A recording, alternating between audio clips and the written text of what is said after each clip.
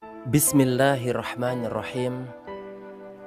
Assalamualaikum warahmatullahi wabarakatuh.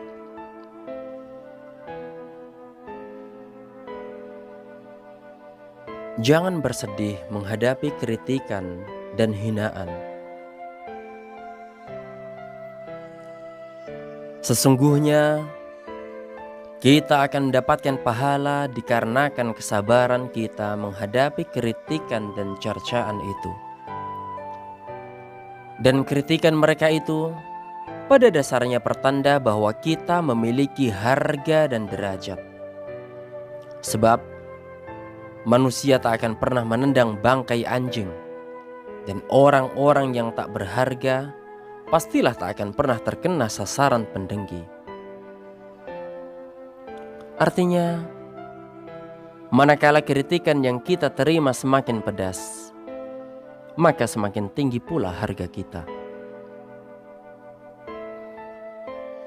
Seorang penyair mengatakan, niscaya terhadap orang-orang mulia itu selalu ada yang mendengki, dan tak akan kau jumpai orang-orang yang hina itu didengki. Zuhair mengatakan, mereka selalu didengki karena nikmat yang mereka miliki, padahal Allah tak akan mencabut apa yang mereka dengkikan itu.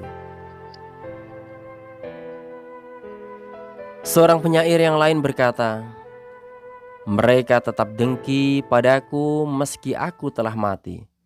Sungguh aneh diriku, kematianku pun mereka dengkikan.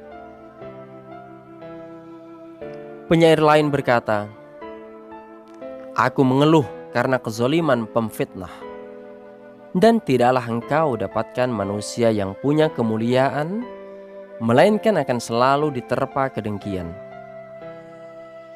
Bila engkau manusia yang mulia, maka engkau kan selalu didengki.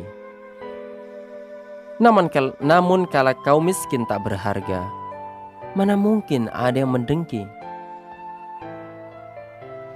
Penyair lain berkata, jika seseorang berhasil menggapai puncak langit kemuliaan, maka musuhnya adalah bintang-bintang di langit kedengkian. Ia akan dilempar dengan busur-busur atas semua kebesarannya, meski apa yang mereka lakukan tidak akan sampai sasaran.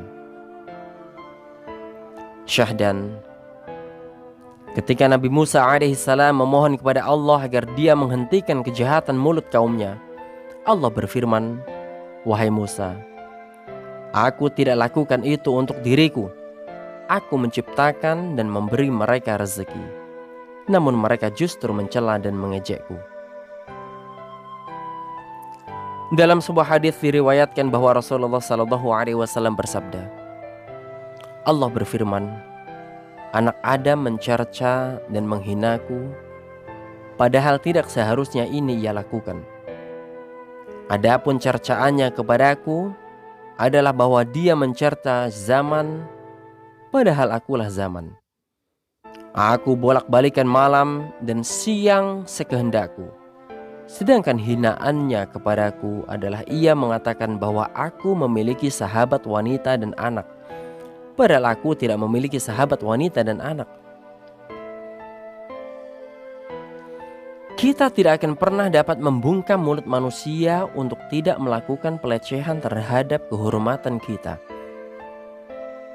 Meski demikian, kita dapat melakukan kebaikan dan menghindari perkataan dan kritikan mereka. Seorang penyair berkata, aku berjumpa dengan orang bodoh yang mencelaku.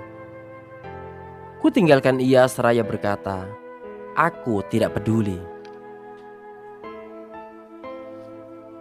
Penyair yang lain berkata, jika orang bodoh bicara, jangan kau timpali, sebab sebaik-baik jawaban baginya adalah diam 1000 bahasa. Meski demikian, tak ada salahnya bila orang-orang yang bodoh itu sesekali dilawan dan ditantang. Atau katakan saja pada mereka, Jika kebaikan yang tampak pada perbuatanku adalah dosa-dosa, maka katakanlah kepadaku, bagaimana aku harus meminta maaf. Pada umumnya, orang-orang yang kaya senantiasa dibayangi kegelisahan. Bahkan ketika harga saham mereka tiba-tiba naik pun, mereka akan tetap gelisah karena cemas dengan nasib saham mereka yang mungkin saja besok akan menurun. Di dalam Quran surat Al-Humazah ayat 1-4, Allah Subhanahu wa taala berfirman, A'udzu billahi minasyaitonir rajim.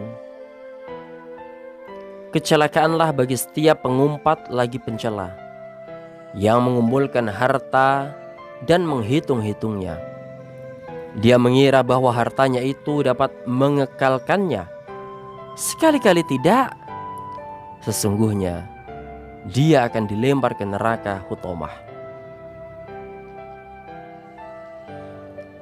Seorang sastrawan barat mengatakan, lakukan apa yang kau pandang benar dan palingkan punggungmu dari semua kritikan yang tak berharga.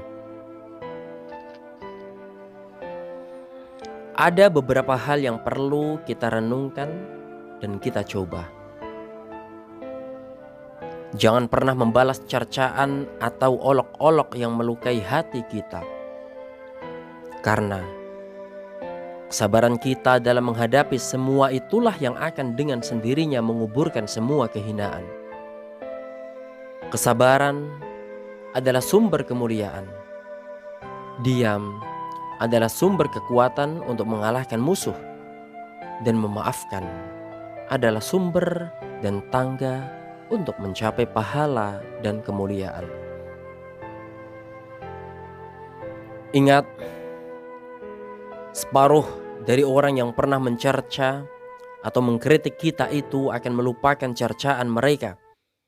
Sepertiganya tidak sadar dengan apa yang mereka lontarkan, dan selebihnya tidak akan mengerti apa dan mengapa mereka mencerca kita. Maka dari itu, jangan pernah cercaan mereka kau masukkan hati, dan jangan pula berusaha untuk membalas apa yang mereka katakan itu. Seorang bijak bestari berkata, orang-orang akan sibuk menggunjingku manakala jatah roti mereka berkurang dari jatahku. Dan jika tak ada seseorang pun dari mereka yang kehausan, maka mereka tak akan pernah mengusik kematianku dan kematianmu. Rumah yang senantiasa tentram meskipun hanya ada sepotong roti di dalamnya adalah lebih baik dari sebuah rumah yang penuh dengan makanan lezat tetapi tak pernah lekang dari kegaduhan dan sumpah serapah. Saudaraku, jangan pernah bersedih menghadapi kritikan dan hinaan. Maafkan dan berlapang dadalah. Niscaya engkau akan dapati dirimu tentram, tenang, dan mudah-mudahan kita dimasukkan ke dalam syurganya Allah bersama Rasulullah sallallahu alaihi wasallam. Hadza wa syukran. Assalamualaikum warahmatullahi wabarakatuh.